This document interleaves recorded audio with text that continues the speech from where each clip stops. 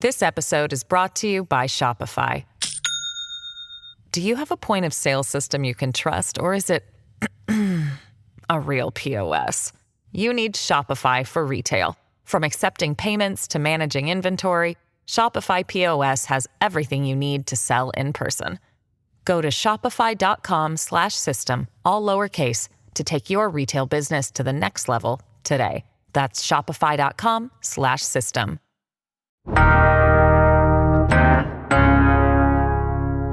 Today on CityCast Houston. Last week, we learned about the various types of human trafficking impacting our city. But today, we're uncovering even more about the world of trafficking by speaking with someone who experienced it firsthand. Kathy Givens was living a pretty normal life as a young adult until one trip changed it all. She's here to tell her story and how she's used her experience to help other victims of sex trafficking. This is part 2 of our special series, Human Trafficking in Houston, From Victim to Healer.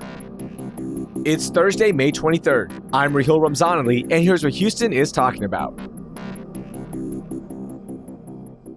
Kathy, welcome into CityCast Houston. How are you? I'm doing great. How are you? I'm doing all right. I am so excited to talk to you and learn about your journey. I want to start with your story. Tell us, what happened? How did you get involved in the sex trafficking world? Because a lot of people assume that, people are just trafficked here into the city of Houston and that's it. That's not the case with you. What happened? My case was not that at all. I did migrate here to Houston, Texas from Canada, but that wasn't the beginning of my trafficking experience, right? I had been here for a while. I went to high school, graduated high school. It was after high school that I was introduced to a group of guys, a group of men through a mutual contact. And upon that introduction, it was innocent, honestly. It felt innocent on my end anyways. It was just some girls hanging out with some guys, just having fun. The guys happened to be in the music world. And so they were musicians. They were in a band. They sang. They played all the instruments. They had all the clout. They did all the things. And so as a young adult, as a young person, it was really fun hanging out at first with them. Laughs, jokes, learning what they do. Going to studios was fascinating to me. Being around local celebrities was fascinating to me. And so it was like a really great time. It seemed innocent, even though obviously it wasn't. That introduction happened to be the intro to what I call my grooming process, because these group of guys that we were hanging out with, the leader was very much interested in targeting the most vulnerable of the group, of our girl group. And I happened to be the most vulnerable at the time. Came from a single parent household, and my mom was always working. I was quiet. I was shy. I was just the prime target for what he had intended. And, he approached me and he was like, "Hey, I want to just hang out with you instead of just all the girls."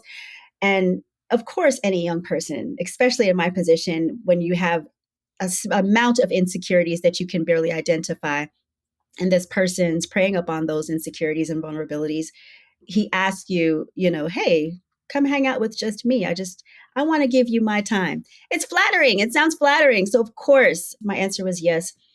And that yes turned into a year-long grooming process, which I did not know that I was caught up in a grooming process because I didn't know what that was at the time, obviously. I identified it as being in a relationship, even though this person was very careful not to use the term relationship or girlfriend or "I love you" or anything like that. But it was very much me and you against the world kind of talk, like, "Oh, it's just us and we're going to be great." And as a young person, again, with insecurities and vulnerabilities, you interpret that as we're in a relationship. For this year-long relationship, yeah, I did see some signs, and we can talk about like red flags and all the things. But I often say that red flags to me during that time presented themselves as red roses. So the outsider may say, "Oh my gosh, that was so obvious." For instance, he wanted to know every location that I was at. He wanted to know my schedule. He wanted to know where I was at all times. An outsider, and now, being a healed person, I can say, "Oh yeah, that's totally a red flag. Don't do it."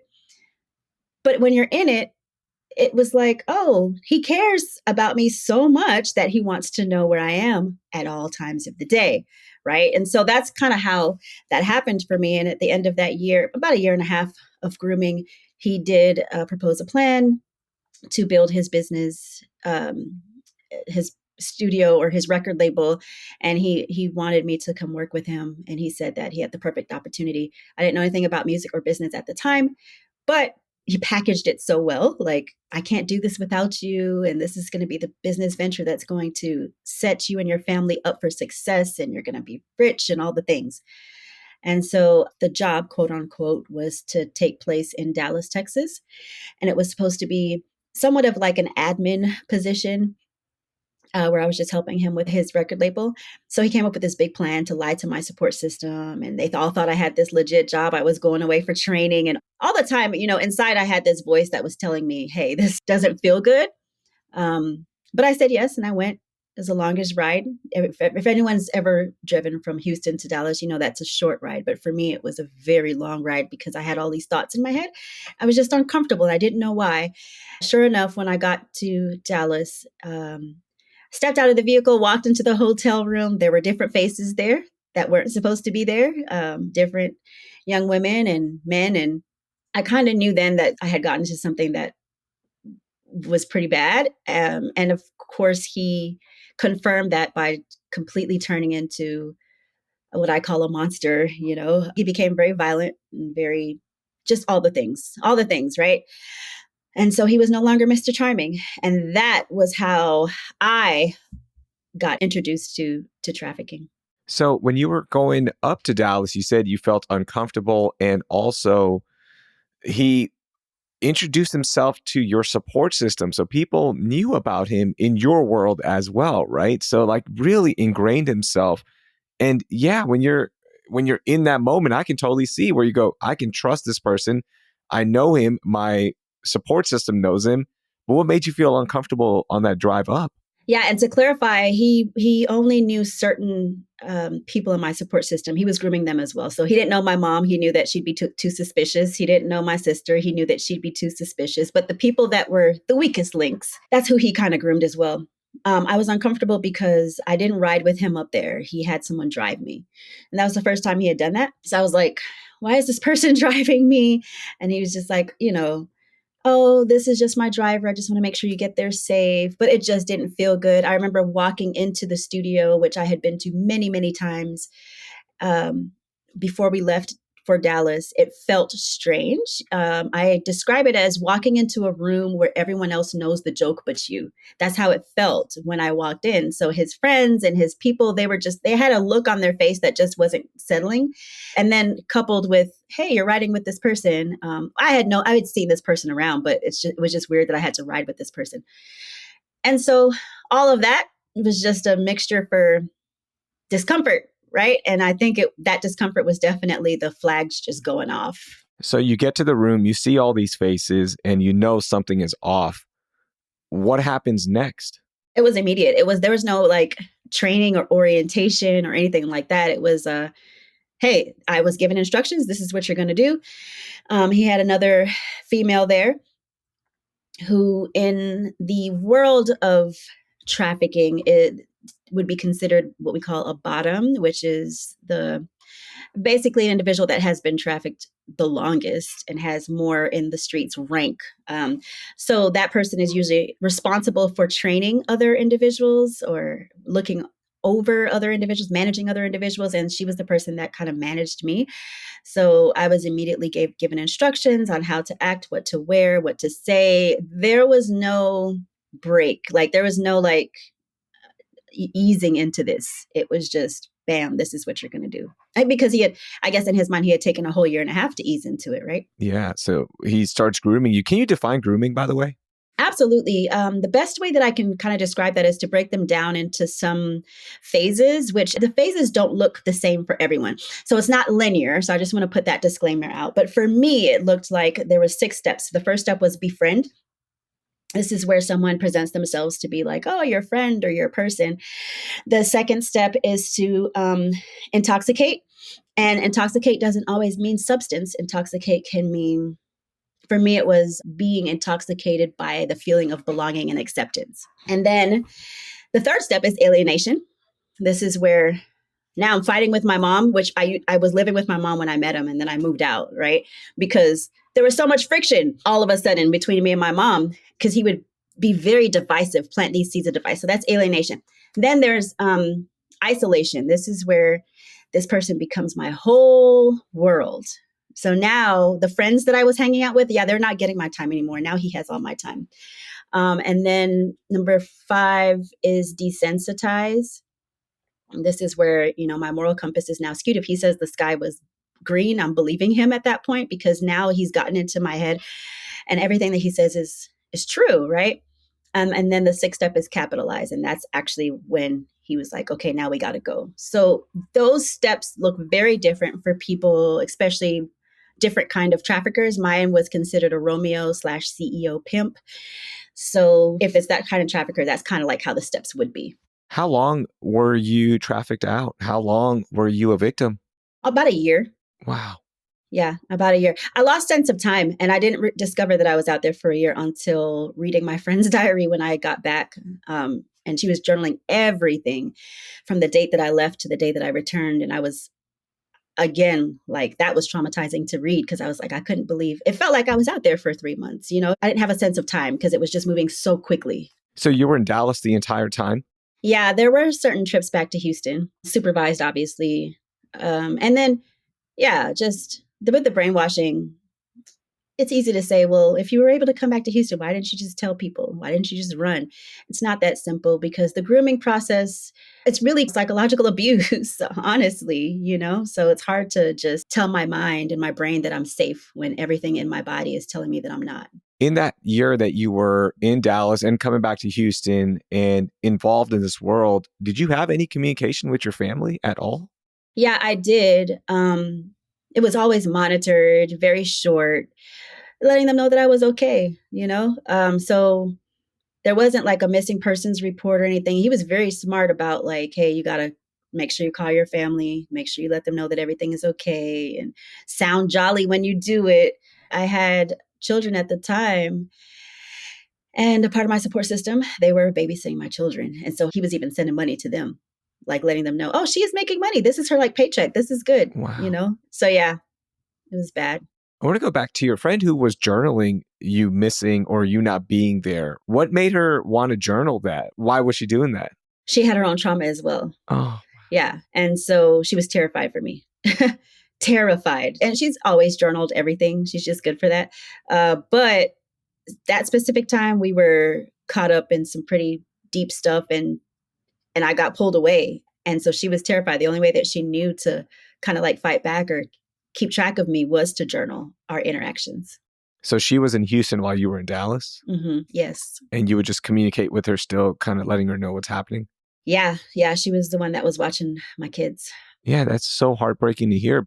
You have kids at the time, you have your family, and he obviously knows how to control you, because I understand the grooming process in terms of reading about it, researching for this interview.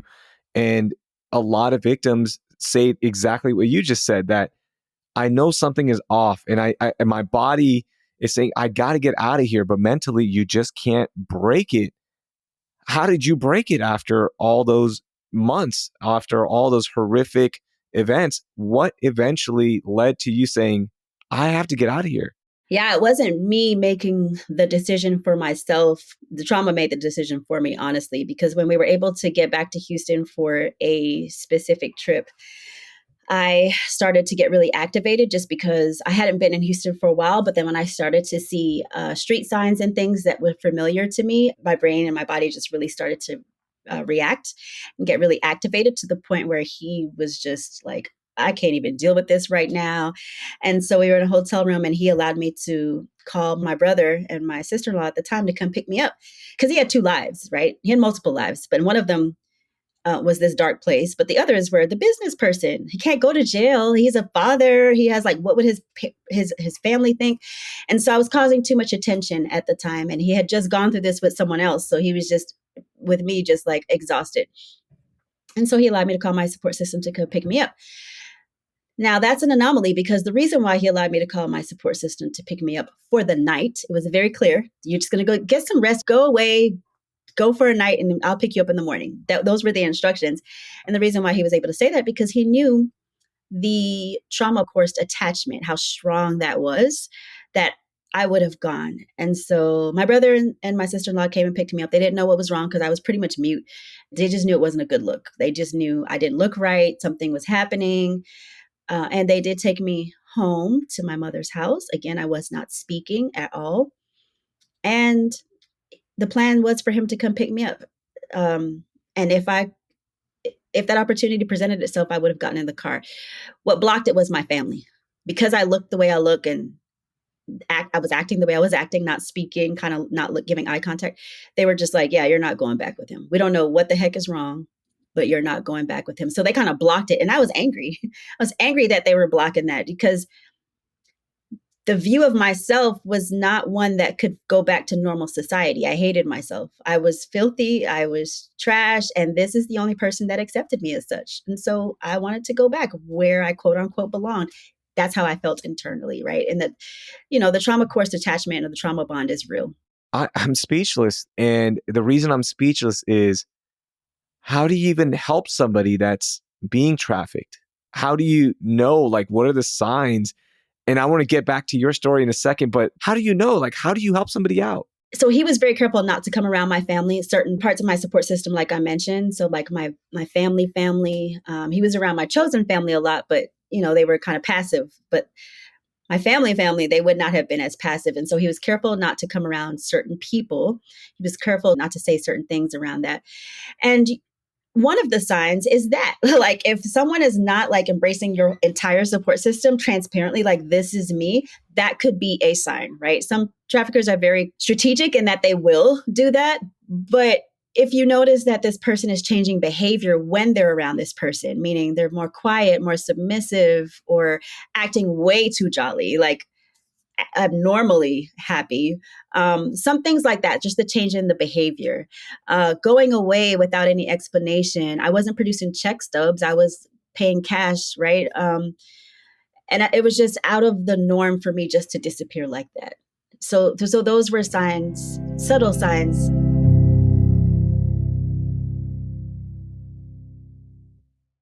This episode is brought to you by Shopify.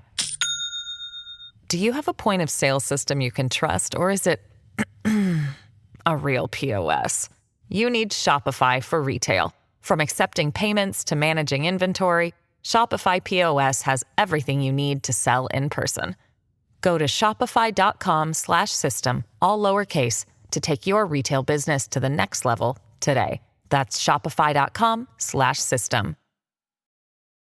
Families have a lot going on. Let Ollie help manage the mental load with new cognitive health supplements for everyone 4 and up, like delicious Lolly Focus Pops or Lolly Mellow Pops for kids. And for parents, try 3 new Brainy Chews to help you focus, chill out, or get energized. Find these cognitive health buddies for the whole fam at ollie.com. That's OLLY.com. These statements have not been evaluated by the Food and Drug Administration. This product is not intended to diagnose, treat, cure, or prevent any disease. So you get one night with your family. Everybody notices that something is off. What do they do next? How do they stop you from going back? He came to pick me up, and I don't know all the details. I just know that my sister at the time, she was just telling him that she's not coming outside. Like, you're like over my dead body, not coming outside. So there was this whole blow up thing. And, fortunately for me, he was scared for his image. Some people are not, they don't care. Right. But for him, he very much cared about his image. And so he had to protect all of these facades that he was living. And so after several attempts of trying to meet me, there was even a time that he would try to text me and try to meet me. That was blocked because my every time I left, my family was like, okay, we're coming with you. That's fine. And so it was just like, these failed attempts. And I was getting more frustrated. But it was time that did that, because over time, I was able to remember some of the abuse. And I was like, well, that doesn't feel good. You know what I mean? And so there's a process after someone gets out that you have to deal with, like, number one, what the heck happened?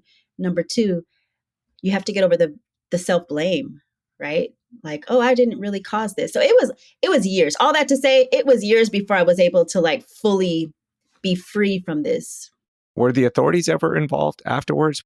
Unfortunately, in my case, I did not, only because I didn't know what we know now. Like, I didn't know that advocates exist. I didn't know that there were resources that you could anonymously call and say, hey, I think this has happened to me. I thought that was in a domestic violence situation, which obviously trafficking encompasses all of that. But I thought it was only DV. So I was ashamed of that. I was like, oh my gosh, I can't believe I let myself get into this bad relationship. So I kept quiet for a long time.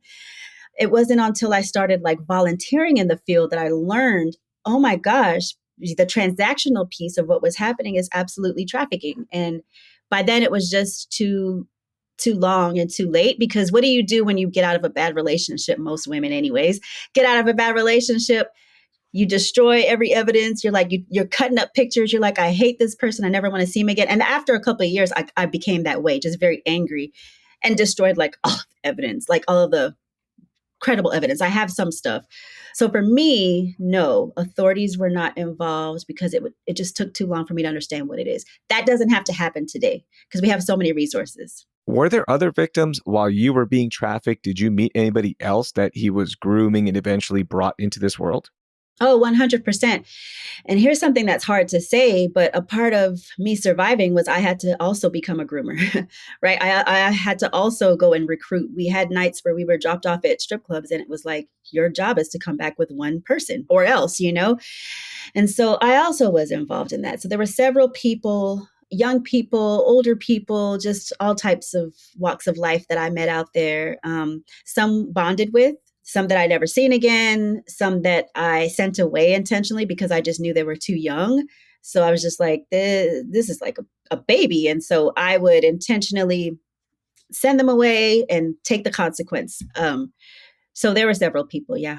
I can't even imagine one being put in this position. Then you have to groom somebody. Then you have to make that call of like, I'm actually not going to let you get involved in this world. That is so much on one person's soul, right? When that is all going on, what are you thinking? What is going through your mind? Fear. You know, a part of my survival was looking out for others. I had always had that heart just to care for others. And that's the only component that kept me, you know, because my name wasn't Kathy when I was out there, obviously. And so my identity was pretty much lost, but caring for others was something that I never let go. And so I disregarded myself. Okay, I'm done. My life is over. I'm probably going to die out here, but I don't want anyone else to.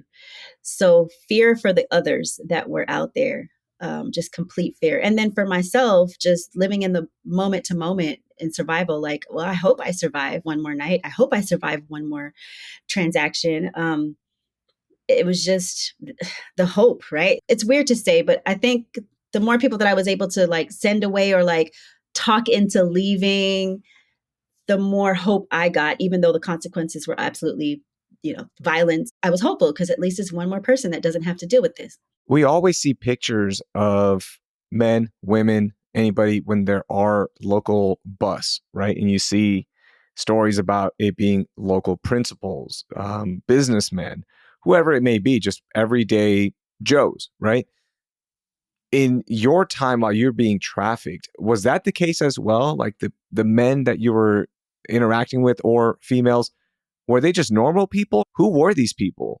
Yeah, that's what compounded the fear for me because people that were engaging and benefiting and being a part of this whole thing were people that when I grew up, I was taught to trust, right? So I was taught to trust clergy. I was taught to trust law enforcement. I was taught to trust military. I was taught to trust all these people, but these people are participating, doctors and men with car seats in the back of their car. Like it was just, I was taught to trust these people, but these people were participating in harm and harming me and others. So when you see that, like, how do you get out of something like that? How do you talk to at that point? Because now your entire view of the world is skewed and you can trust nobody because they're participating. So that was really disappointing. And that was really scary for me because it was just like the more that I saw these people that in regular situations I would actually absolutely trust, the more discouraged I got. Like, oh my gosh, like, am I ever going to get out of here? Because everyone's participating in it. You keep going back to fear, and obviously there is fear involved, but were they threatening your life every single day? Were you seeing other victims of trafficking get assaulted? How was that fear constantly re-instilled in you? Yeah, that's a part of the manipulation. That's a tool that traffickers use. However, they use it to make sure that that fear is instilled in you. That's a part of the daily process, right? So yes, I did witness stuff. Yes, I did experience. I experienced my own. There was one time that I remember like being knocked out for sending someone away or not coming back with her, and waking up like, what the heck happened? Oh, I was knocked out. Got it. And so that was my warning not to ever do that again. So things like that would happen frequently, and then seeing others handled as well. And then I was told, just things like, just do what I say and everything's going to be fine. Don't do what I say and your whole world's going to blow up. You know what I mean? So he knew where my kids were. He knew where my family was. And so what do you do with that? You just comply and you hope that you can see a way out to escape. Kathy, when we spoke to Dr. Gordon last week, we were learning a lot about labor trafficking and how bad it's been. Is that something that you've witnessed or experienced as well when you were being trafficked out? So what I experienced in terms of labor trafficking was forced criminality, which is another trafficking, another sector of trafficking. It's forced criminality. So when I was forced to go recruit or when I was forced to do certain illegal things for this trafficker, that was my experience with it. However, I do have friends who have the labor trafficking experience, and it is awful and it is terrible. And we need to speak more about it because it's happening at such a high rate, right? It's happening more and more. And I really commend the people that are talking about it more because we're seeing that it's even happening at a higher rate than sex trafficking at this point, right? But I do want to also acknowledge the intersectionality of labor trafficking and sex trafficking because a lot of times people experience both. We spoke to Pooja Lodia of ABC 13. She did an incredible series about child sex trafficking victims. And one of the victims, who was 15 years old at the time, basically ran away and got involved in this world, right? And she said that she would tell any teenager that's even thinking about this, do not join this, right? Like that is the advice that she would give. Like she would scream it to them. Looking back, and I know these are different stories, but what advice would you have given your younger self? Yeah, the advice that I would have given my younger self is that you're not broken. You're not too broken to to talk about what you're going through because my process was vulnerability upon vulnerability that got me to that point. So when I was younger in high school, I did experience a sexual assault, never talked about it. I came from a fatherless home, act like nothing was wrong, never talked about how that made me feel. So we need to create outlets for people just to talk about what they're going through. And I call that demonstrating green flags instead of waiting for the red flags to happen. I think my younger self would have said, you're not broken. You can talk to somebody about how you feel. It's okay to feel that you miss your father. It's okay to feel that what you feel as a result of that sexual assault. It's okay to feel like an outcast because you don't fit in with the cool kids in high school. It's okay to feel how you're feeling, but let that out. And I think if I would have had that opportunity to let it out, not to say that this could have never happened because trafficking doesn't discriminate, but I always say that empowered people, like empowerment is a repellent against traffickers, right? So if you're empowered, you're uplifted, you have a support system that you can talk to. Yes, I'm struggling. Yes, I'm having a bad day. My positive community is who I can talk to about that versus someone else like this listening to all my stuff and like using it against me, right? Because that's basically what happened. How long after when you got out were you able to help others out and go and provide these resources? Like how long did that take? Yeah, it was a 7-year process for me because the first 2 years was I blamed myself again for getting into a bad relationship. The next 3 years, I was dealing with the trauma. So I would physically get sick and have nightmares, and my whole world turned upside down. Got into unhealthy relationships just because I didn't care about myself. I still saw myself as that person that was out there. And then the 2 years after that, I was writing a book and I was like, okay, I'm just going to get this out of my system. It wasn't a book, it was a journal because I can't sleep and I can't think and I can't breathe. And I'm tired of having these panic attacks. So let me just get it out of my system. And that was a 7-year process before I started sharing my journal one-on-one with people. And then it was like, I would take these breaths every time someone would say, oh, yeah, I think that happened to me, or thank you for helping me. It's like I would take these breaths, and slowly I started to breathe fully again. Is that almost like a pact as a survivor that you're making with the victims that are currently involved, that I'm going to help you no matter what? It is. It is, because even though we all have different journeys, different experiences, and I can never speak for every survivor because I only have my own experience, it's something about knowing that someone kind of knows where you're coming from. Like, I may not know fully, but I kind of get it. Like, I really kind of get it from personal experience, not just from knowledge, but from personal experience. I get it. There's something about that understanding that calms you. That's like, oh, okay, because it's so hard. I can tell you, one of the most scariest things for me was coming back into society, because I was all of the discrimination, the labels, the just misconceptions, everything, right? And so it's kind of like, I don't even have to say anything. You just know that brings solidarity. So, helping victims right now, what have you learned about what's happening in the sex trafficking world? Like, how much has it changed? And what help do they really need right now? Yeah, it looks different for everyone. It's changed a lot, especially with the digital world that we're living in right now. So like the online access to social media, traffickers have access to all of like these kids, right? And traffickers have access to vulnerable people, period, at a higher rate than when I was out there, right? When I was out there, ads got posted on Craigslist. Now it's every app, you know what I mean? So it's more dangerous. And I think that, of course, every journey is going to look different, but walking alongside individuals who have experienced trafficking is one of my greatest joys, just because what they really need is community. And practically speaking, that means people that, number one, are going to believe them. And then number two, are not going to label them, and not going to hold them to their past, right? I can be a citizen, a professional, an employee, an employer, just as I am, without this big thing hanging over me, right? Trafficking does not define who I am, and trafficking should not define anyone else.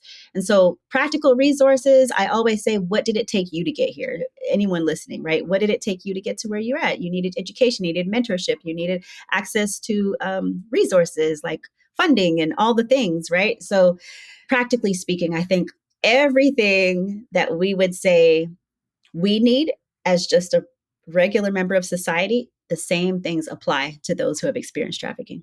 When it comes to helping survivors, it's a traumatic experience. You've laid out your experience. How hard is it for those survivors that you're working with now to heal, to get back to a normal life if they ever do? Yeah, healing is a lifelong process, right? I have been removed for 20 years, um, and I'm still on my healing journey. Just not too long ago, I had a reaction because I saw a place, right? So we can't never just go and enjoy and just be like, oh, this is wonderful. Because if we see something that reminds us of something, if we hear a voice or we hear a song, it's always going to come up.